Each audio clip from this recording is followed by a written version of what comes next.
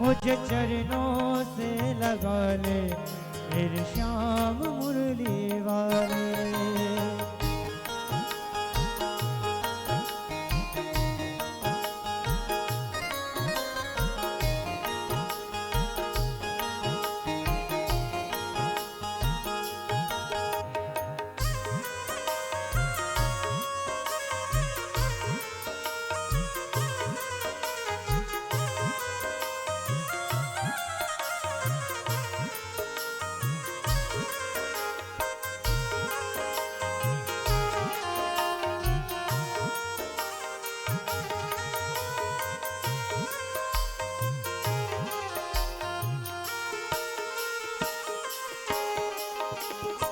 पतझड़ है मेरा जीवन बन के बाहर आजा। पतझड़ है मेरा जीवन बन के बाहर आजा। सुन ले पुकार काना बस एक बार आजा। सुन ले पुकार काना बस एक बार आजा।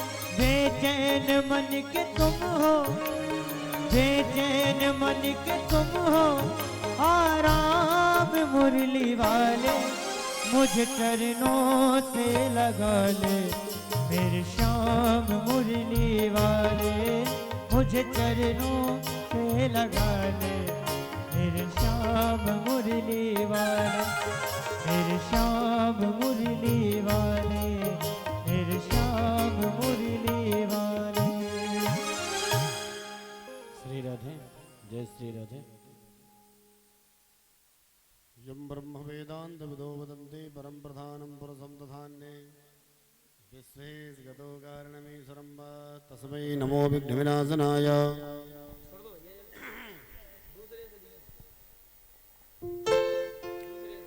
श्री राधे।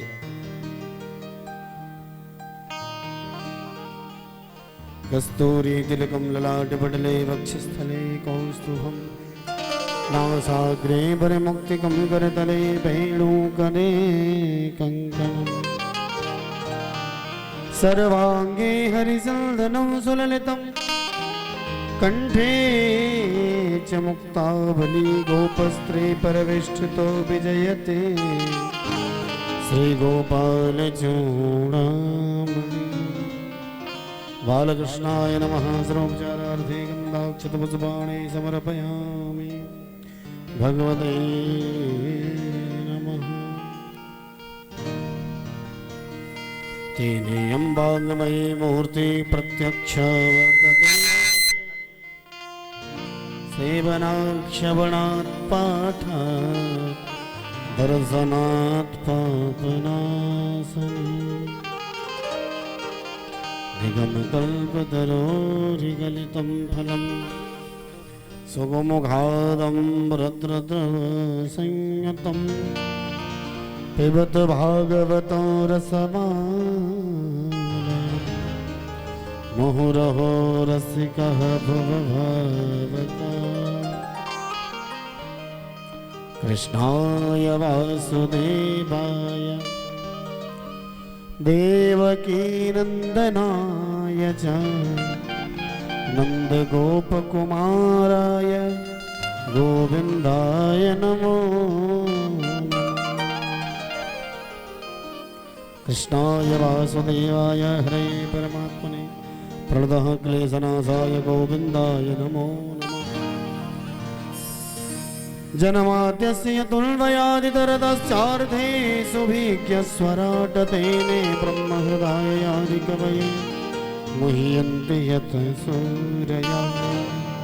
तेजो वारिमृतां यथा विनिमयो यत्र हत्र सर्गो मृषा धाम्ना स्वेन सदा निरस्तकुहकं सत्यं परं धीमहि। सत्यं परं धीमहि।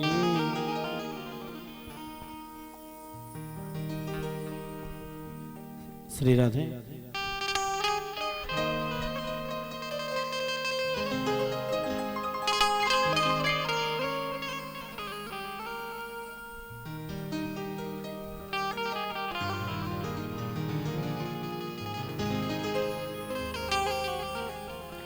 कृष्णाय वासुदेवाय हरये परमात्मने प्रणतः क्लेशनाशाय गोविन्दाय नमो नमः।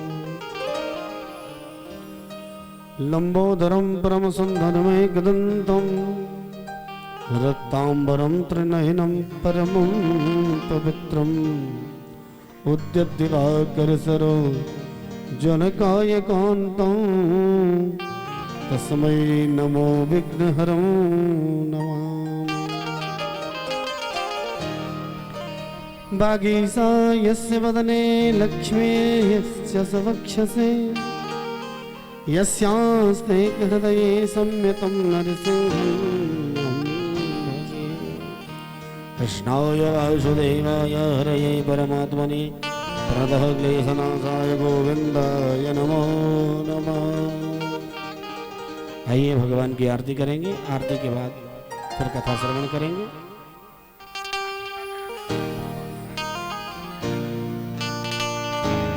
श्री राधे। आरती पापियों को पाप से है तारती।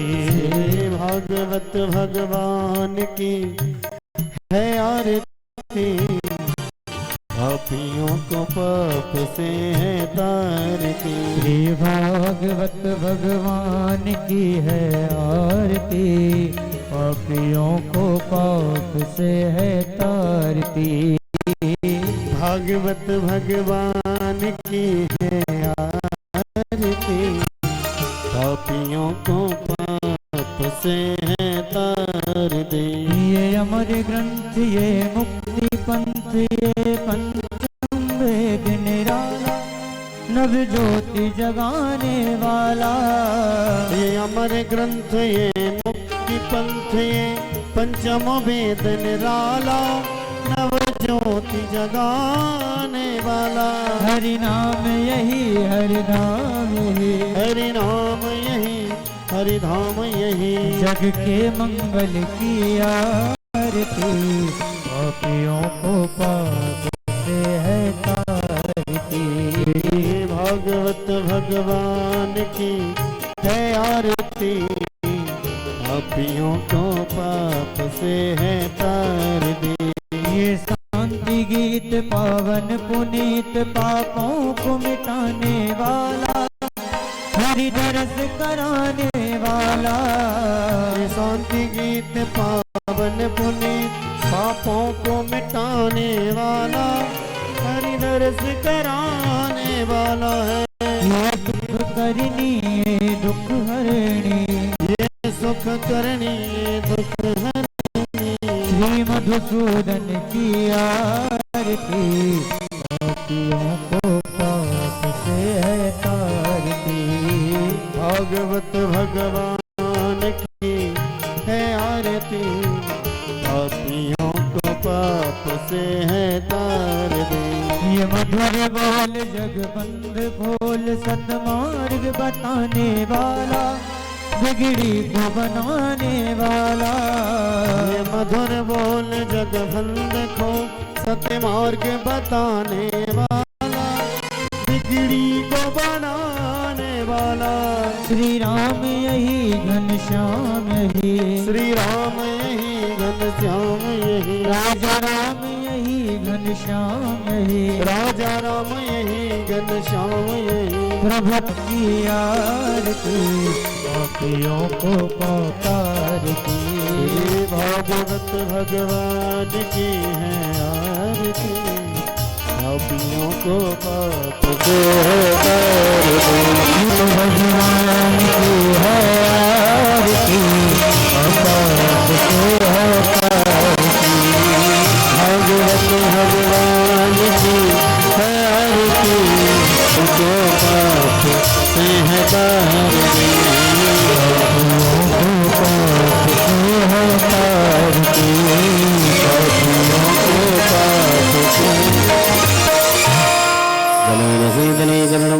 देवाभिवन्दनं स्वात्मनं हृदयारोग्यारथे हृदय विवन्दनं मन्त्रपुष्पाञ्जलिं जग्नेन यज्ञमयजन्त देवासानि धर्माणि प्रथमान्य सन्नहतेह नागं महिमानः सचन्द्रयद्रपूर्वे साध्याः सान्त्रियोगलन्ताय विद्महे वक्रतुण्डाय धीमहि तन्नो दन्ति प्रचोदयात् गणाम्बिकाय विद्महे कर्मसिद्ध्यै च धीमहि तन्नो ॐ नारायणाय विद्महे वासुदेवाय धीमहि तन्नो विष्णु प्रचोदयात् सेवन्ति कामकुलचं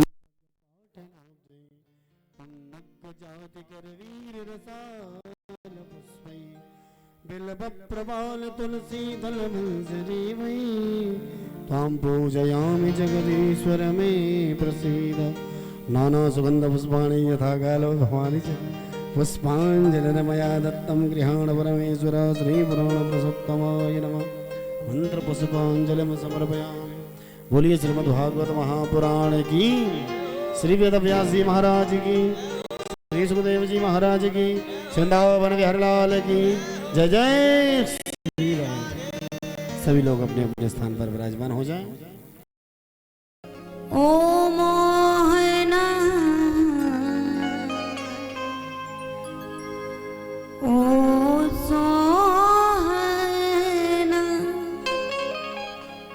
भगवान से प्रार्थना करते हुए चले, अपने भावों को श्री ठाकुर जी के चरणों में अर्पित करते हुए भाव के साथ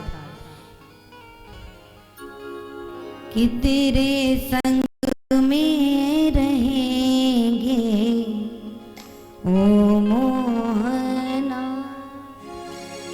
तेरे संग में रहेंगे ओ मोहना, तेरे संग में रहेंगे ओ मोहना, तेरे संग में रहेंगे ओ मोहना, तेरे संग में रहेंगे ओ मोहना। अरे ओ मोहना ओ सोहना, ओ मोहना ओ सोहना, ओ मोहना ओ सोहना, ओ मोहना ओ सोहना, तेरे संग में रहेंगे ओ मोहना, तेरे संग में रहेंगे हो मोहना, ओ तेरे संग में रहेंगे ओ मोहना, तेरे संग में रहेंगे हो मोहना। बाबे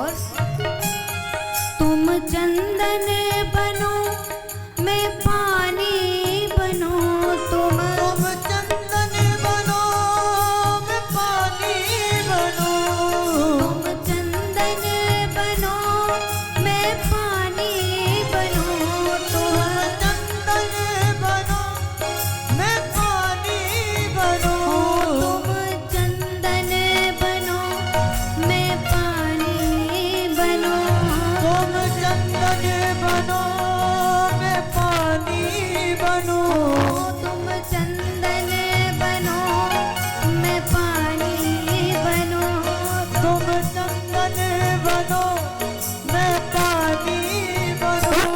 मस्तक पर मिलेंगे ओ मोहना,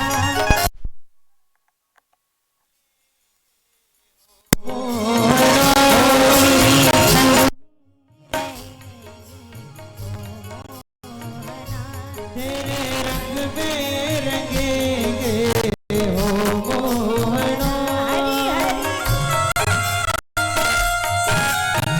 भाव के साथ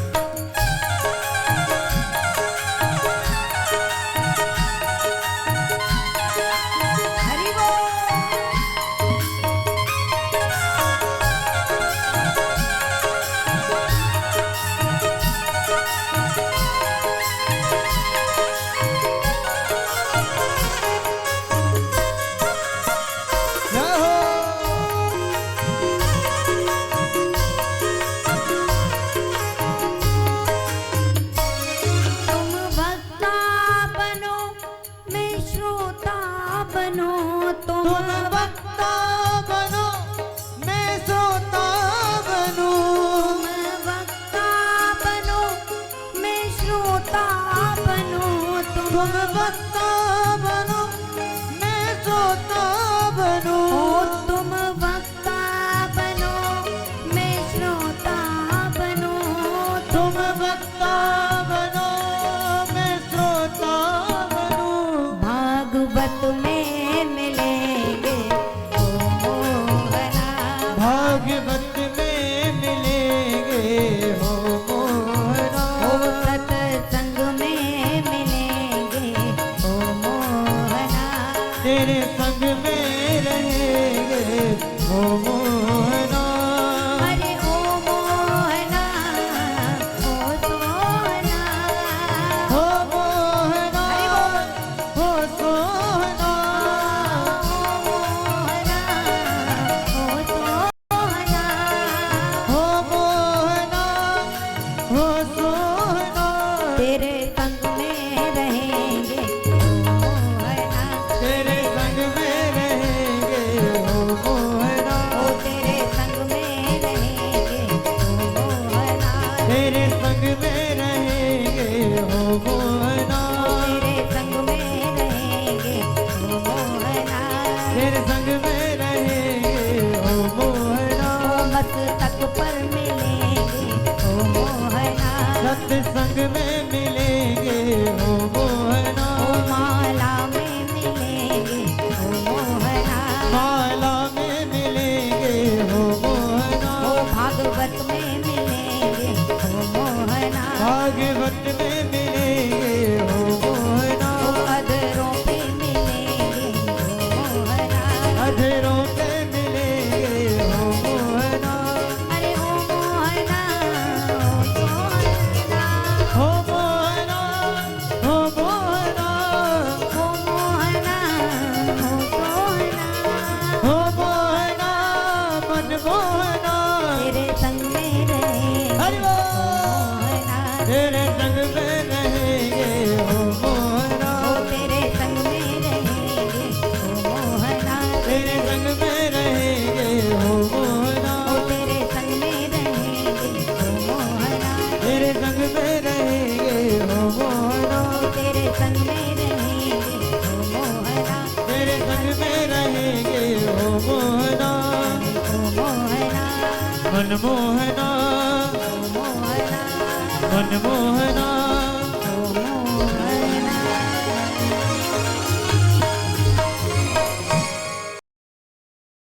मोहना ओ सोहना। ओ तेरे संग में रहेंगे ओ मोहना।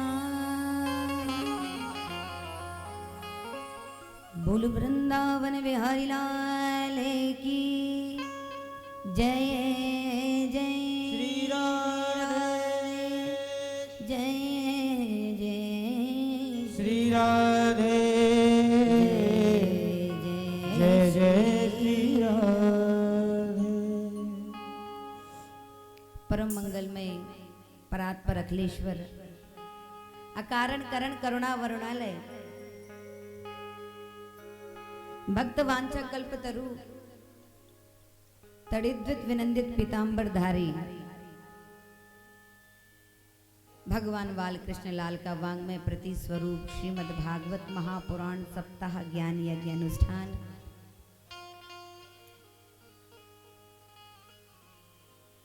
हमारे भैया मुख्य परीक्षित जी खंडेलवाल संपूर्ण परिवार आदरणीय पूज्य बाबूजी दिल्ली से पधारे हुए और ग्वालियर और वृंदावन धाम की पवित्र भूमि से पधारे हुए भक्त भगवत श्रद्धालु भक्त श्रोत्रिय वृंद, हमारे संगीतक वृंद, विद्युत वरेण्य महानुभाव जन, पूज्य आचार्य चरण,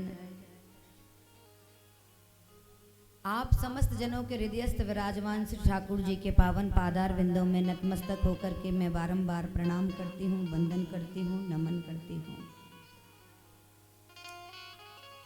आज सप्ताह ज्ञान यज्ञ भक्ति अनुष्ठान के षष्ठम दिवस में आप हम समस्त जन ब्रजमंडल की पतित पावनी भूमि में श्री राधा माधव आश्रम में विराजमान होकर के भगवान की पावनी कथा गंगा में अवगाहन करने के लिए यहाँ विराजमान हैं।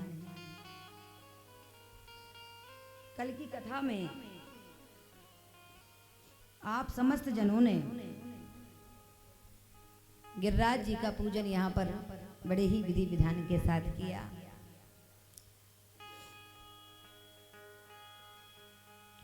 श्री सुखदेव जी ने बड़ा ही सुंदर दर्शन कराया। भगवान ने गिरिराज जी का पूजन क्यों कराया? अर्थात प्रकृति की पूजा पर भगवान ने जोर दिया।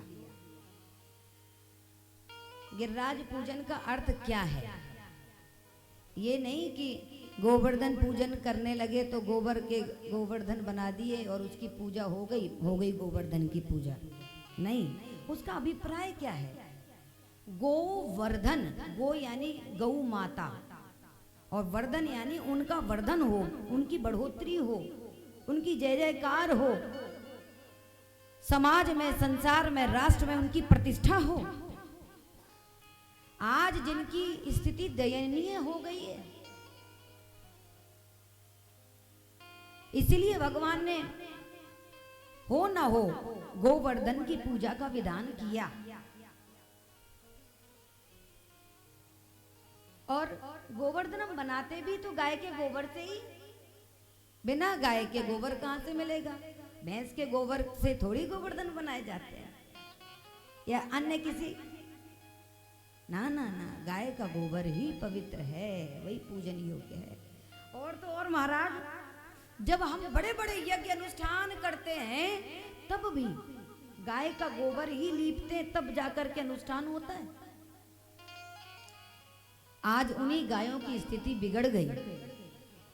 कविराज मैथिली शरण गुप्त बहुत प्यारी बात कहते हैं कि दांतों तले तृण दाब कर हैं दीन गाय कह रही, हम पशु तथा तुम हो मनुज पर योग्य क्या तुमको यही। हमने तुम्हें माँ की तरह है दूध पीने को दिया, पर देकर कसाई को हमें तुमने हमारा वध किया।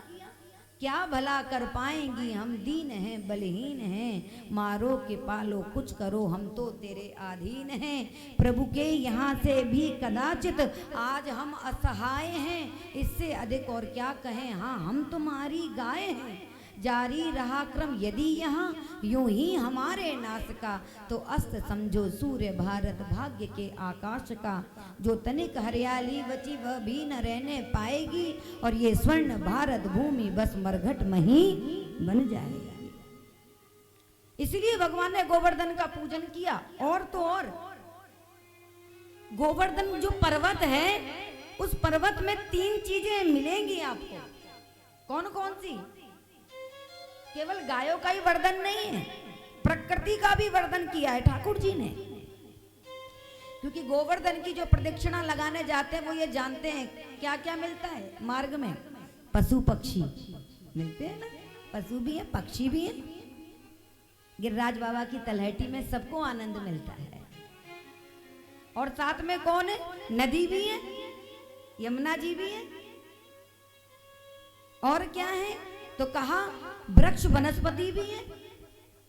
तो इन तीनों का ही प्रकृति में वर्धन होना चाहिए, तभी हमारा राष्ट्र सुदृढ़ बनेगा महाराज। इन तीनों की ही तो दृढ़ता की आवश्यकता आन पड़ी है। आज गोवर्धन का वास्तविक पूजन करना चाहते हैं तो हमें न तो पेड़ काटने चाहिए, बल्कि जीवन में हो तो वृक्ष लगाओ। और ब्रजमंडल में तो कई संत ऐसे हैं जो वृक्ष लगाते हैं। जितने वृक्ष में पत्ते होते हैं उतने वर्षों तक उसका स्वर्ग में रिजर्वेशन कंफर्म हो जाता है। इसलिए कई लोग आंवले का वृक्ष लगवाते हैं, पीपल का लगवाते हैं, आम का लगवाते हैं। लगवाना चाहिए, लेकिन ये नहीं कि लगवा करके भाग गए। ना ना ना ना, लगवा करके वो जब तक बड़ा ना हो जाए तब तक बच्चे की तरह उसको पालो, उसको देखो, या किसी को सौंप करके आओ कि महाराज आपको सेवा करनी है। समय समय पर जाकर देखो कि हमारा वृक्ष बड़ा हुआ कि नहीं, पल रहा है कि नहीं। ऐसा करना चाहिए। और वृंदावन की भूमि पर कहीं ऐसी व्यवस्था हो जाए तो बहुत सुंदर बात है, नहीं तो अपने घर, अपने नगर, अपने यहाँ ही लगाओ। ठाकुर जी ने यही उपदेश दिया। दूसरी बात, पशु पक्षियों को कभी भी कष्ट मत पहुंचाओ, उनको मारो मत। हम हजारों पशु पक्षियों को खाने ही लगे हैं महाराज, कुछ नहीं छोड़ते। ठाकुर जी ने इसकी मनाही करी है। गोवर्धन पूजन का अर्थ यही है। नदियों को अपवित्र होने से बचाओ। बड़ी बड़ी फैक्ट्रियों का, कारखानों का जो गंदगी है वो पवित्र नदियों में मिल रही है। श्री गंगा जी में, श्री यमुना जी में।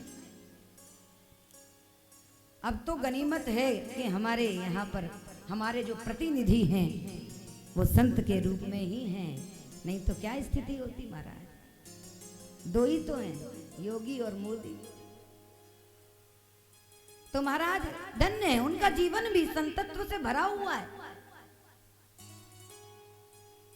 जिनके मन में लोक मंगल की कामना होती वही संत है। और एक बात बताऊं, कई लोगों को शिकायत भी होगी, तो भैया एक बात अच्छे से ध्यान से सुन लो कि महाराज सत्ता के सर्वोच्च सिंहासन पर जो विराजमान हो जाता है, ये किसी काल में नहीं हो सकता कि पूरी प्रजा उससे संतुष्ट ही हो। कोई ना कोई असंतुष्ट जरूर मिलेगा, चाहे वो कितना भी धर्मात्मा क्यों ना बना रहे, है ना। तो कोई असंतुष्ट हो या न हो, हमें मतलब इस बात से है कि दुनिया का, राष्ट्र का, देश का कल्याण हो रहा है कि नहीं, हमारा हुआ कि नहीं, इस बात को भूल जाओ। व्यक्तिगत स्वार्थ से ऊपर उठ करके समष्टिगत व्यवहार की तरफ दृष्टि डालेंगे तो आपको आज की सत्ता सार्थक सिद्ध लगेगी। तो भगवान ने गोवर्धन का पूजन कराया, समस्त ब्रजवासियों को प्रसाद वितरित किया और गोप ग्वालों ने पूछ दिया महाराज कि कन्हैया तूने ये गोवर्धन उठाया कैसे? हमने सोचा था कि हमने हजारों लाठियां लगा रखी हैं, उसी के दम से ये गोवर्धन टिका है, तूने कैसे उठा लिया? तेरे हाथ में इतनी शक्ति कहां से आए गई? तो भगवान मुस्कुरा करके क्या कहते हैं, कछु माखन को बल बण्यो, कछु गोपन करी सहाय, और श्री राधा जू की कृपा सो मैंने गिरवर लियो। कुछ माखन की शक्ति थी, कुछ गोप ग्वालों की शक्ति आई और श्री राधा जी की कृपा से मैंने गिरवर लियो उठाए। देवराज इंद्र को जब पता चला कि मूसलाधार वर्षा की लेकिन भगवान के ब्रज को बहा नहीं पाए, तो त्रयोदशी से लेकर के नवमी पर्यंत श्री ठाकुर जी ने गिरिराज पर्वत को उठा करके ब्रजवासियों की रक्षा की। दशमी के दिन देवराज इंद्र आया तो गौ माता को आगे किया। भगवान की कमजोरी गौ माता है। जब हम कोई गलती कर देते हैं तो हम किसी ऐसे को अपने साथ रखते हैं कि जिससे हमें माफी मिल जाए। तो देवराज इंद्र जिसने बड़ी भारी भूल करी ब्रज को बहाने की, उसने गाय को आगे किया और अपने साथ ब्रज मंडल में ले गया और धूल में लोटपोट होने लगा। ठाकुर जी से क्षमा मांगी। दशमी के दिन आया तो 10 श्लोकों में भगवान की स्तुति करी। 10 श्लोकों में दशमी के दिन आने से वो कहता है, विशुद्ध सत्वम तब धाम शांतम तपोमयम ध्वस्तरजस्तमस्तकम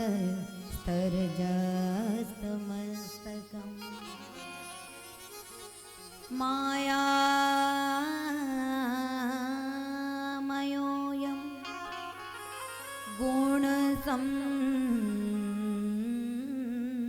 प्रवाह न विद्यते ते ग्रहणानुबंध।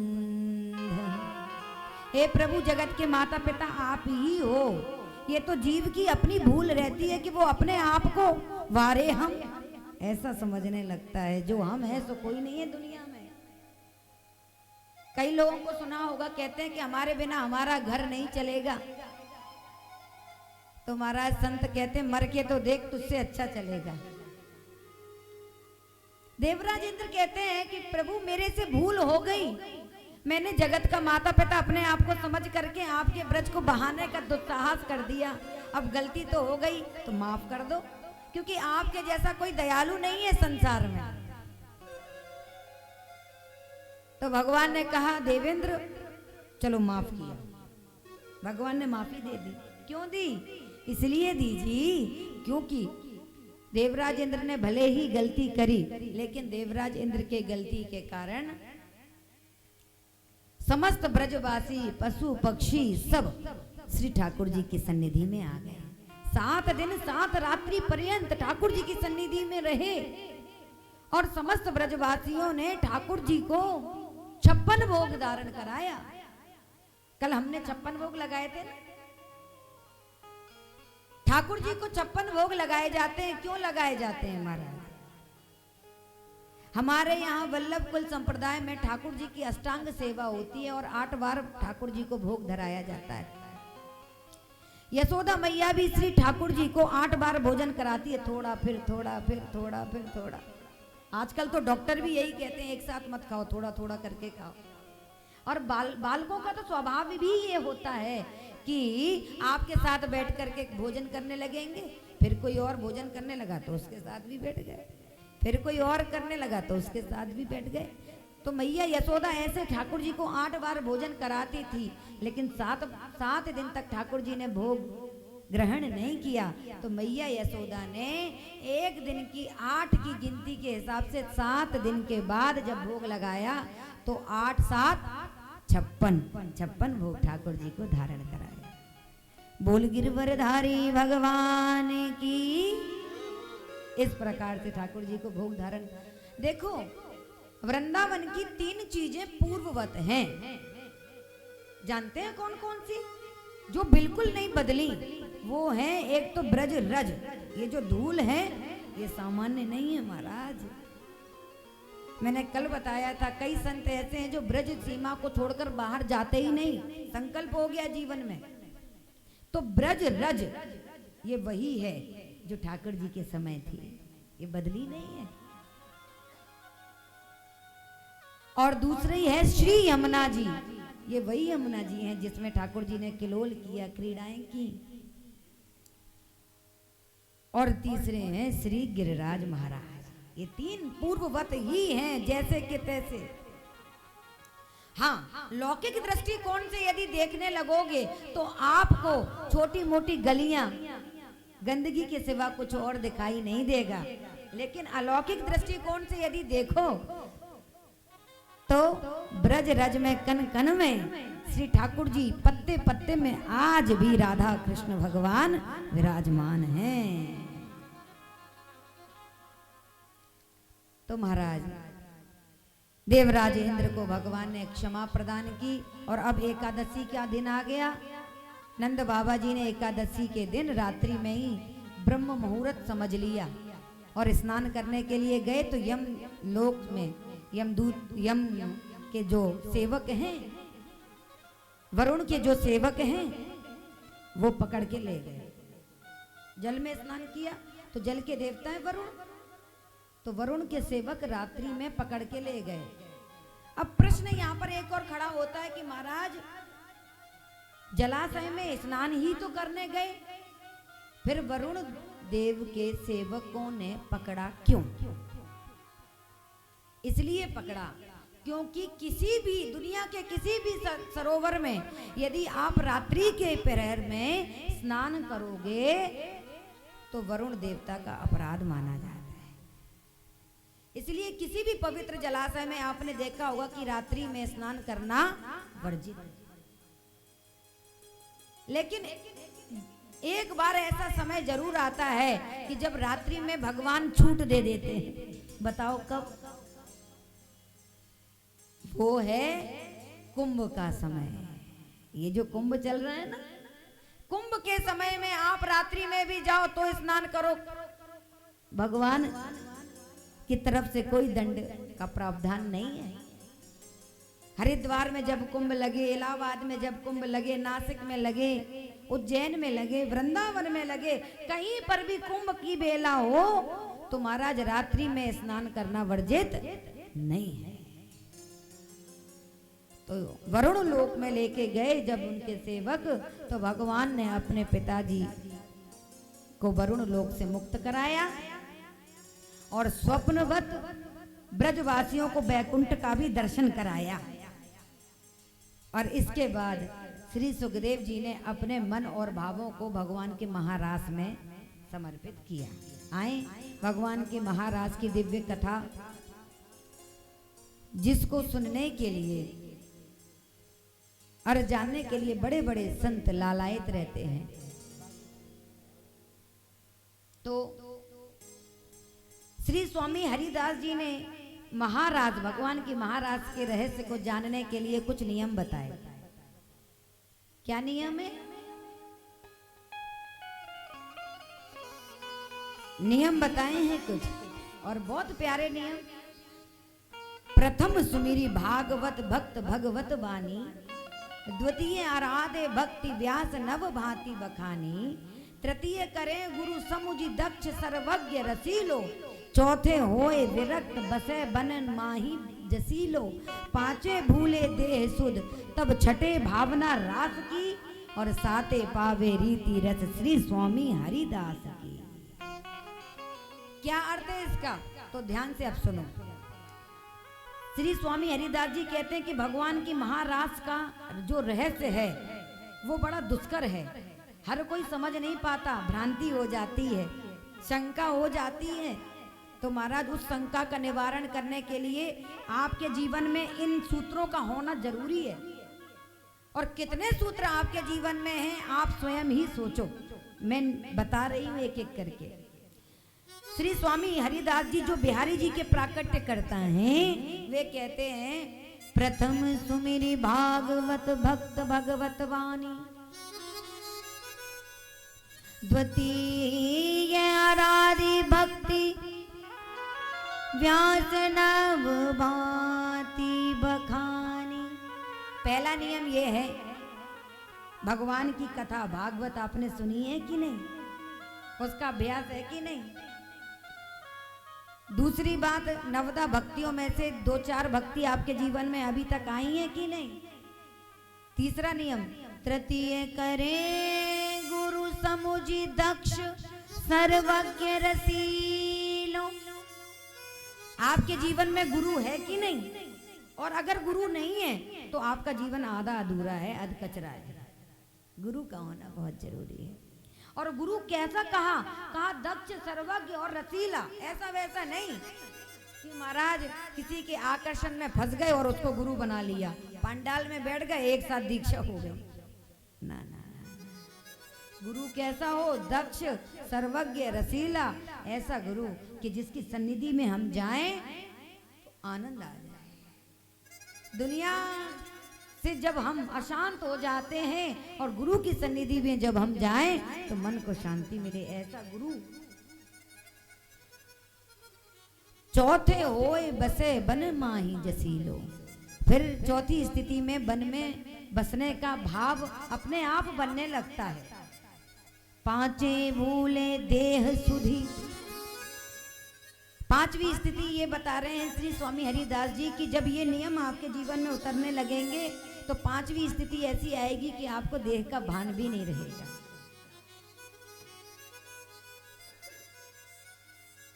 और छठे भावना रास की। छठवीं स्थिति है तब रास की भावना का आपके मन में उदय होगा। और साते पावे रीति रस श्री स्वामी हरिदास की। तब सातवीं स्थिति में आपको ब्रज का वो आनंद प्राप्त होगा तो महाराज ये नियम बहुत आवश्यक है। भगवान ने जिन गोपिकाओं के साथ रास किया वो गोपी कौन है? अच्छा, पहले ये जाने कि गोपी का अर्थ क्या है। गोपी यही इंद्रिय ही कृष्ण रस पिबती इति गोपी, जो समस्त इंद्रियों से कृष्ण रस का पान करे वही गोपी है। ये मत समझना कि द्वापर में ही गोपी हुई, ना ना ना ना, हम भी गोपी बन सकते हैं, बशर्ते आपकी हर इंद्रिय परमात्मा के चरणों में समर्पित हो जाए। क्या ऐसा है? जो गोपियां हैं ना ब्रजमंडल की, वो सोते जागते उठते बैठते नाचते गाते खाते पीते हर परिस्थिति में भगवान का चिंतन करती हैं। और महाराज ये गोपी कौन है? तो संतों ने बताया कि महाराज दंडकारण्य में जब श्री राघवेंद्र सरकार विचरण कर रहे थे तो वहां के संतों ने जब राघवेंद्र सरकार का दर्शन किया तो मुग्ध हो गए। ओह, इतना प्यारा रूप! अब हम अगर स्त्री होते तो हम इनकी कुछ सेवा कर लेते। ये भाव मन में आ गया संतों के। तो राघवेंद्र सरकार ने मन ही मन कह दिया, महाराज ये मर्यादा पुरुषोत्तम का अवतार है, तो इस अवतार में तो मैं आपके मन के भाव को पूरा नहीं कर सकता, अगले अवतार में पक्का कर दूंगा। तो वही संत ब्रजमंडल में आके गोपियां बन गए। और कौन गोपी बने? तो कहा जब वामन भगवान दैत्यराज बलि के यज्ञ में पधारे तो दैत्य कन्याओं ने वामन को देखकर ये विचार किया कि ये वामन हमारा बन जाए और हम इनकी सेवा करें तो कितना अच्छा है। तो वामन भगवान ने कहा इस अवतार में तो नहीं, अगले अवतार में आपका भी रिजर्वेशन कन्फर्म है। तो महाराज दैत्य कन्याएं ब्रजमंडल में आकर के गोपी बन गई। इतना ही नहीं, राघवेंद्र सरकार ने जब यज्ञ किया तो उस समय श्री सीता जी का वियोग हो चुका था, उनका परित्याग राघवेंद्र सरकार कर चुके थे। अब यज्ञ कैसे होता बिना पत्नी के? तो महाराज नित्य ही स्वर्ण की सीता बनाई जाती और महाराज एक कक्ष में रख दी जाती। एक दिन राघवेंद्र सरकार ने वो कक्ष खोल करके देखा और पूरे कक्ष में श्री सीता जी का उन मूर्तियों में निरीक्षण किया। अरे इस मूर्ति के जो नेत्र हैं वो मेरी सीता से मिलते हैं, इसके जो चरण हैं वो मेरी सीता से मिलते हैं, इसका जो मुखारविंद है वो मेरी सीता से मिलता है। देखते ही देखते सारी की सारी मूर्तियां सीता बन गई। कहने लगी हमें स्वीकार करो, हमें स्वीकार करो। राघवेंद्र सरकार ने कहा नहीं, ये मर्यादित अवतार है, अगले अवतार में आपको भी मैं स्वीकार करूंगा। तो वही मूर्ति ब्रजमंडल में आकर के गोपिकाएं बनाए। अरे इतना ही नहीं महाराज, जब भगवान ने समुद्र मंथन कराया, भगवान कच्छप बन गए, कछुआ। तो समुद्र में तैरती हुई मछलियों ने कछुए को देखा तो महाराज मुग्ध हो गई कि ये कछुआ हमारा बन जाए। भगवान तो हर रूप में प्यारे ही हैं। भगवान समझ गए। भगवान ने कहा देवियों अभी तो नहीं, अगले अवतार में आपके भी भाव को मैं पूरा करूंगा। तो वो मछलियां ही ब्रजमंडल में आकर के गोपियां बन गई। और कौन गोपी बनी? तो कहा महाराज हमारे वेद हैं 4, तो 4 वेदों में 1 लाख श्लोक हैं और 1 लाख श्लोकों को 3 भागों में बांटा गया है, कर्म कांड, ज्ञान कांड और उपासना कांड। कर्म कांड के 80,000 मंत्र, उपासना कांड के 16,000 मंत्र और ज्ञान कांड के 4,000 मंत्र। इनमें से सबसे अधिक संख्या है कर्म कांड के मंत्रों की। तो वही मंत्र ब्रजमंडल में आकर के गोपियां बन गई। तो ये गोपियां सामान्य नहीं है, कोई साधन सिद्धा है, कोई स्वयं सिद्धा है, कोई श्रुति रूपा है, कोई मुनि रूपा है, कोई दैत्य कन्या है, कोई मत्स्य कन्याएं हैं। और सब ने ब्रजमंडल में आकर के जन्म लिया और किसी की बहन बन गई, किसी की बेटी बन गई, किसी की पत्नी बन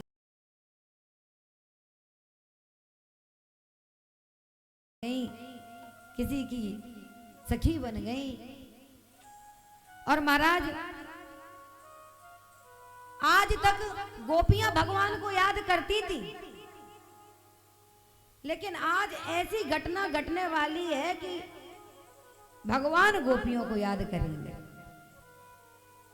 आज कलकल निनादिनी यमुना के पावन तट पर भगवान ने देखा कि शरद पूर्णिमा का चंद्रमा खिला हुआ है। और शरद पूर्णिमा का चंद्रमा तो वैसे ही सुंदर लगता है, लेकिन आज के चंद्रमा की तो रौनक ही कुछ दूसरी थी। श्री ठाकुर जी जब यमुना तट पर गए तो महाराज ऐसे सुंदर सुरम्य वातावरण में श्री ठाकुर जी ने मुरली बजाई गोपियों को याद करके, और यहाँ से महाराज का श्री सुखदेव जी ने प्रारंभ किया, और प्रारंभ भी भ शब्द से कर रहे हैं। क्या, किस प्रकार से कर रहे हैं? वर्णन किया। भगवान पिता रात्रि सरदोद फुल मल्लिका वीक्षरन्तं मनश्चक्रे योग माया मुपाश्रिता। भा शब्द से प्रारंभ करने का मतलब ये है कि महाराज अब जो आप सुनने वाले हैं वो कोई सामान्य नहीं है, उसमें भगवान के ही चरित्र है, इसलिए इसमें शंका मत करना। भगवान ने जो भी किया, और आज गोपियां अपने घरों में काम कर रही हैं, भगवान गोपियों को याद कर रहे हैं मुरली बजा करके। अच्छा, भगवान ने मुरली क्यों बजाई? वाद्य यंत्र तो बहुत है, ढोलक है, मजीरा है, खड़ताल है, मृदंग है, हारमोनियम है, न जाने कितने वाद्य हैं, विचित्र वीणा है, स्वर मंडल है। तो मुरली क्यों बजाई? इसलिए बजाई क्योंकि मुरली एक ऐसा वाद्य यंत्र है जिसको फूंक करके बजाते, फूंक करके, यानी कि अपनी सांसों का दान करके ही तो बजाई जाती। इसलिए जब कोई मुरली वादक होता है ना, तो जब वो वृद्धावस्था में आ जाता है तो डॉक्टर कई बार उसको मुरली बजाने को मना कर देते हैं। महाराज अब सांसों का नियंत्रण करो, उसमें मेहनत लगती है। यदि स्टेमिना बड़ा है, कुछ ज्यादा दृढ़ है और आपका खान पान अच्छा रहा है तो आप करो, लेकिन एक उम्र का तकाजा भी तो होता है। तो भगवान ने आज मुरली बजाई क्योंकि गोपियां भी भगवान को प्राणों से अधिक प्रेम करती हैं, तो भगवान ने आज मुरली बजा दी। प्रेम की सफलता कब होती है? प्रेम की सफलता तब होती है जब प्रेमास्पद के द्वारा प्रेमी को भी याद किया जाए। एक तरफा प्रेम कभी सिद्ध नहीं होता, दोनों तरफा प्रेम होना चाहिए। आज तक गोपियां भगवान से प्रेम करती रही, लेकिन धन्य है आज भगवान ने गोपियों को याद किया, गोपियों का स्मरण किया, और आज बंसी बजाई है। श्री सुखदेव जी वर्णन करते हैं क्या? निशम्य गीतम तदनंगवर्धनम, निशम्य गीतं तदनंगवर्धनम, निशम्य गीतम तदनंगवर्धनम, निशम्य गीतं तदनंगवर्धनम। ब्रज कृष्ण ग्रहीत मानता, ब्रज श्रिय कृष्ण ग्रहीत मानता, आजग मोरन्यो नवलक्षिद्योद्यमा, आजग मोरन्यो नवलक्षिद्योद्यमा, सयत्र कांतो जब लोल कुंडला, निशम्य गीतम तदनंगवर्धनम, निशम्य गीतं तदनंगवर्धनम, निशम्य गीतम तदनंगवर्धनम। निशम्य गीतं तदनंगवर्धनम। और भाव तो ये है क्या कि बाज रही मुरली मोहन की, बाज रही मुरली मोहन की, बाज रही मुरली मोहन की, बाज रही मुरली मोहन की। या मुरली ने मेरो मन हर लीना, या मुरली ने मेरो मन हर लीना, या मुरली ने मेरो मन हर लीना, या मुरली ने मेरो मन हर लीना। सुध न रही तन की मोरे मन की, शोध न रही तन की मोरे मन की। बाज रही मुरली मोहन की, बाज रही मुरली मोहन की, बाज रही मुरली मोहन की, बाज रही मुरली मोहन की। मुरली मोहन की, मुरली मोहन की। भगवान ने ऐसी बंसी बजाई कि महाराज गोपियों ने सुध बुध ही बिसार दी। यही होता है वास्तविक प्रेम। हैं? होश नहीं है गोपियों को महाराज, ऐसी स्थिति हो गई कि एक गोपी तो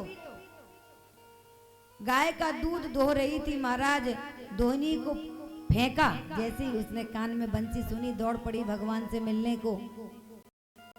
एक गोपी अपनी संतान को दुग्ध पान करा रही थी, उसके कान में बंसी सुनाई पड़ी तो वो भी संतान को भगवान से मिलने के लिए दौड़ गई। अरे एक गोपी तो सुंदर श्रृंगार कर रही थी, लहंगा पहना, चुनरिया पहनी और महाराज आंखों में एक में काजल लगाया और दूसरी में काजल लगाने के लिए उंगली में काजल भर भी लिया, लेकिन इतने में मुरली सुनाई पड़ी। उसे लगा जैसे गोविंद ने आज मुझे बुलाया। बोल वृंदावन बिहारी लाल की। की जय।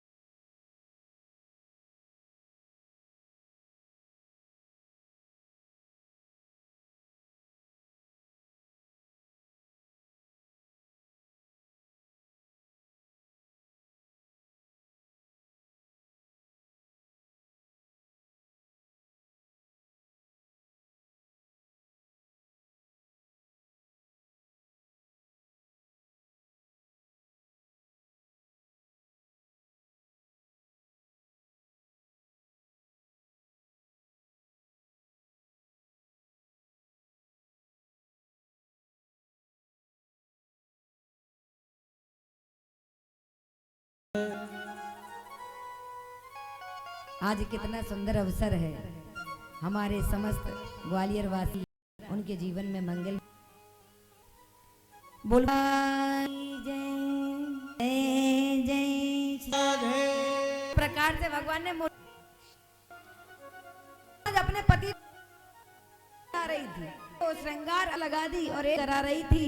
पति ने कहा खीर में थोड़ी शक्कर कम डाली है, जरा शक्कर, और जैसे ही वो नमक का डिब्बा इतने में ही ने मुझे बोला नमक का डिब्बे को लो पड़ी भगवान से।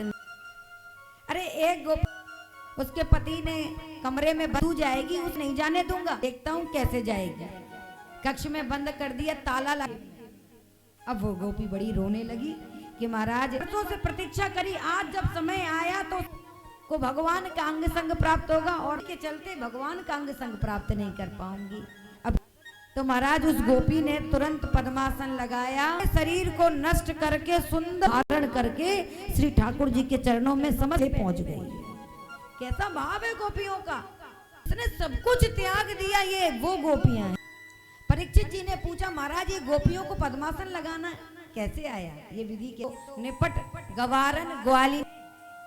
तो श्री सुखदेव जी ने कहा राजन भूलो मत, दंड का भजन कर रहे थे वर्षों से, अपने थे जला रहे थे, तप कर रहे थे, तपस्वी दंडकारण्य के संत ब्रजमंडल में, तो उनकी की हुई तपस्या कहाँ जाएगी।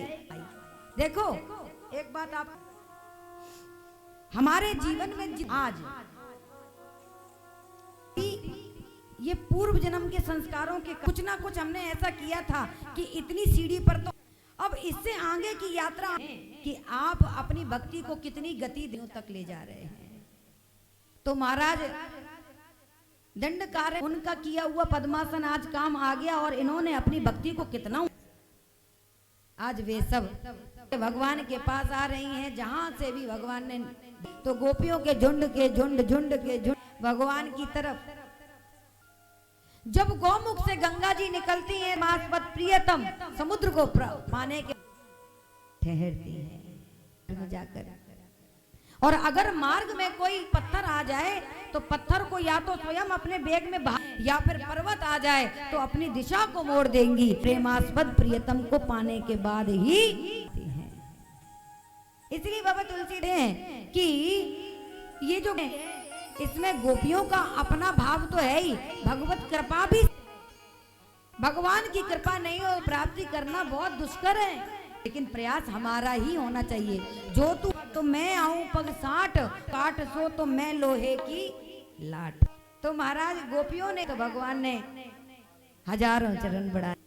सो जान ही देव जना, सो जाने देव जना,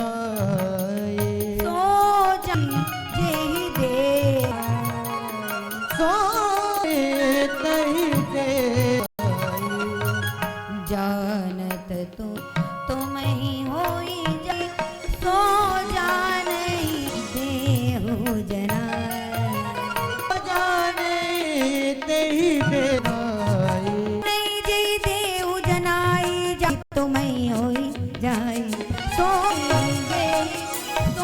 जान ही, सो जान ही देहु जना। तो आज दौड़ भगवान ने दृष्टि डाली, गोपियों को आते हुए देखा, तो भगवान ने स्वागत करते हुए भगवान क्या कहते हैं, स्वाम वो महाबा प्रियम करवाण व्रजस्यानां कश्चित् वृतागमन का। लेकिन आप क्यों आई हो, इसका कारण बताओ। स्वागत किया तो गोपियां प्रसन्न हो गईं, देखो कैसा स्वागत किया, और तुरंत ही पूछ दिया भ्रूतागमन कारणम क्यों। तो अब तो मुंह लटका लिया।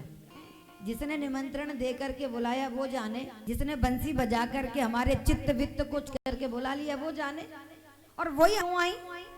ये तो वही बात हो गई कि किसी ने हमें न्योता दिया, घर चले गए, तो वो पूछने लगे कि आपका हुआ है, तो क्या कहोगे। नहीं नहीं नहीं, यही हो गई। सर नीचे कर लिया। क्या उत्तर दे?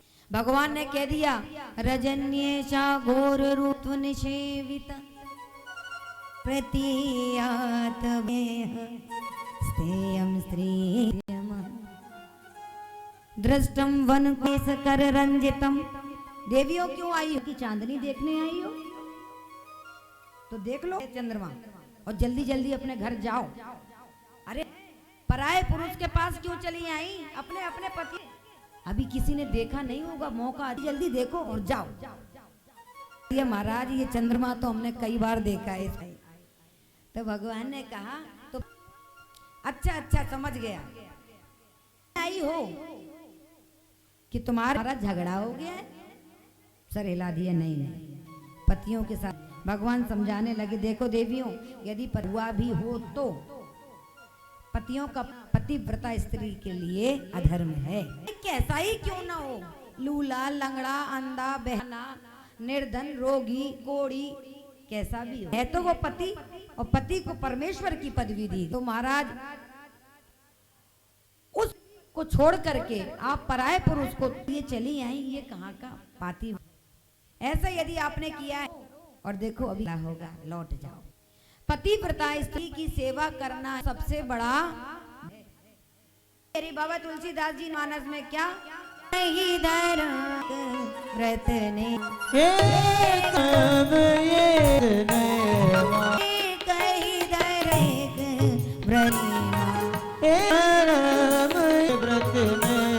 कायव मन व्रत ने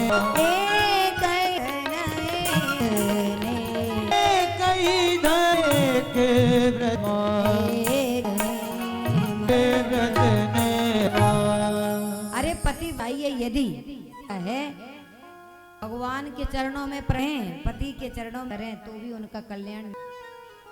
तो परमेश्वर मान कर की पूजा न भी करें तो निश्चित है, लेकिन करके पराये पुरुष का टोकन करें निरीक्षा करें ये उनके लिए पाप है। अभी किसी ने देखा नहीं, गोपियों ने कहा